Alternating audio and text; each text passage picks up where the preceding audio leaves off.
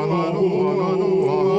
know this rose, I know this rose, I know my fear, I know my fear, I know my soul, I know my soul will unfurl its wings. I know this rose, I know this rose, I know this rose, I know my fear will burn away. I know my soul will unfurl its wings. Unfurl its wings. I know this road. I know this road. I know this road. I know my fear. I know my fear will burn away. I know my soul will unfurl its wings. I know this road. I know this road. I know this road. I know my fear. I know my fear. I know my soul will unfurl my soul will unfurl its wings. I know this road. I know this road. I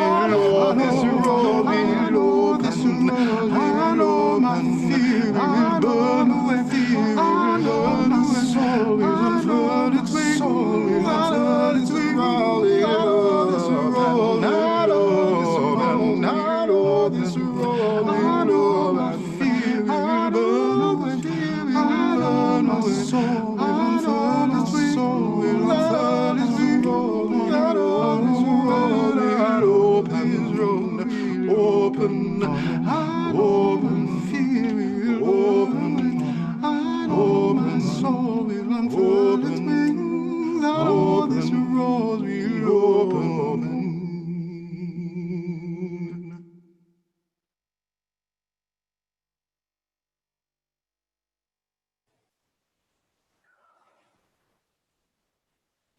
So powerful, the music from Glen Thomas Rideout, music director at the Unitarian Universalist Congregation in Ann Arbor. So grateful for that piece. In addition to all the ways that we need to show up with more courage and more risk for racial justice, investing our financial resources in Black-led, people of color-led, directly impacted, community-led organizations that are working for justice and liberation is vitally important. It is essential. And today's offering goes to support 3 organizations in the Minneapolis and Minnesota community. First, Reclaim the Block, which organizes the Minneapolis community and city council members to move money from the police department into other areas of the city's budget that truly promote community health and safety. Number 2, the Black Visions Collective, which is rooted in a vision of healing justice and transformative justice, and works for a future where all Black people have autonomy, safety is community-led, and we are in right relationship with our ecosystems. And third, the Minnesota Freedom Fund, which pays criminal bail and immigration bond for those who cannot afford it, and is doing that work right now in the midst of the arrests in Minneapolis, and works to seek an end to discriminatory, coercive, and oppressive jailing. If you are from another community tuning in today, I invite you to give in solidarity and support to these Minneapolis-based groups and to find groups just like these in your own community, groups that are Black-led, that are people of color-led, that are directly impacted community-led, and share your giving with those groups as well. I will be doing that from here in Boston, contributing to Minneapolis today, to these communities, and contributing here on the ground in Boston.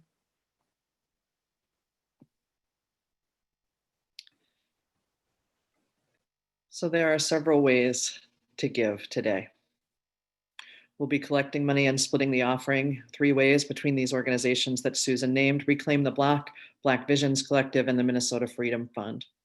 So you can text to give, as you see up on your screen there, texting to First Univ 73256, where you'll get a link and you can select the Sunday offering. You can go to our website and donate there.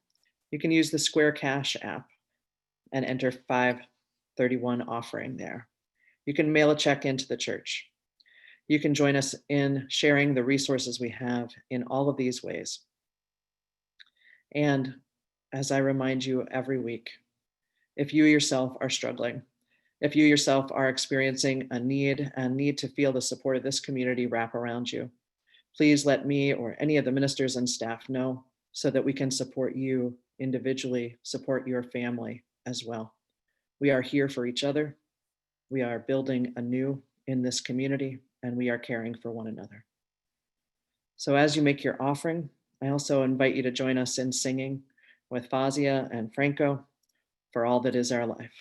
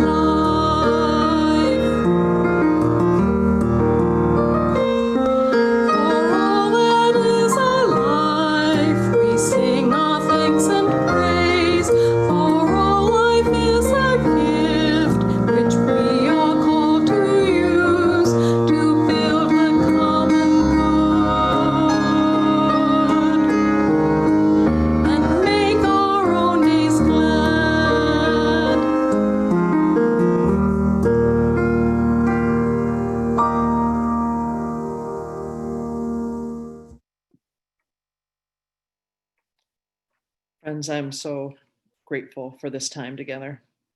This time as First Universalist Church of Minneapolis, this time with Unitarian Universalists and others joining us from all over the country and all over the world. It matters that you are here with us today. It matters that we are together, that we are hearing the voices of truth, that we are finding a way forward, letting go of hope and building something new together. So friends, I want you to know that our love is with you. Our love is with you today and always. The love of Unitarian Universalists all over the country and all over the world is with you. You are whole and holy, worthy and wanted and welcome. And together we will create this world now where we are all respected, valued, and cared for. We will do this together. May it be so. Amen. We'll sing together now. Go now in peace, but then I invite you to stay on to see our flower communion slideshow, to be here together just a moment longer. So let's sing together.